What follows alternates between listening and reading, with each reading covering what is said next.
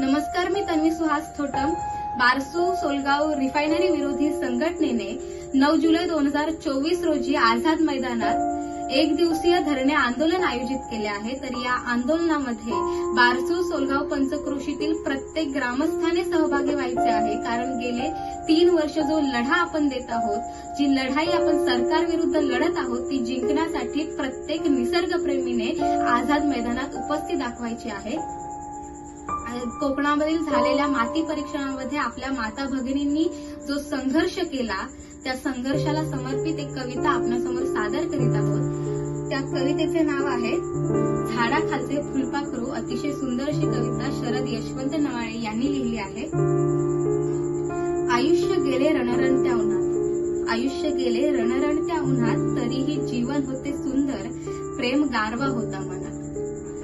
आयुष्य गेले रणरणत्या उन्हात, तरीही जीवन होते सुंदर, प्रेम गारवा होता मनात. स्वच्छंद मन फुलपाखरू झाले होते तरुणपणात. मग आज हा फुलपाखरू का बसलाय झाडाखाली म्हातारपणात? मग हा फुलपाखरू का बसलाय झाडाखाली म्हातारपणात? स्वतःची नाती दूर केली, स्वतःची नाती दूर केली, नव्या घरी नवी नवी स्वप्ने. दिस गेले वर्ष गेली, घरट्यात चिमुकले पाखरे आली. दिस गेले वर्ष गेली, घरट्यात चिमुकले पाखरे आली. सोचित घास भरवला, देहभान विसरून गेली. दुःख कष्ट यातना किती जरी मनात. मग आज हा फुलपाखरू का बसलाय झाडाखाली म्हातारपणात?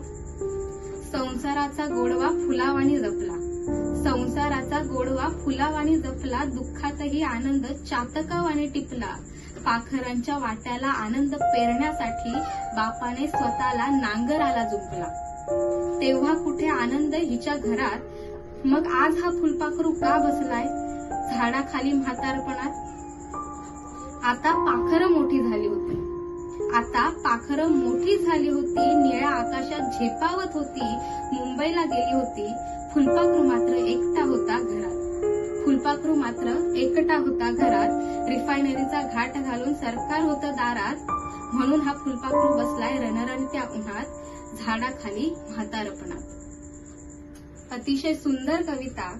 समस्त कोकणवासियांना माझं आव्हान आहे की 9 जुलै 2024 रोजी प्रत्येक निसर्गप्रेमीने आपली उपस्थिती आझाद मैदानात दाखवायची आहे आणि या सरकारला जागे करायचं आहे आणि आपली लढाई आपण जिंकूच अशी आपण आशा बाळगायची आहे.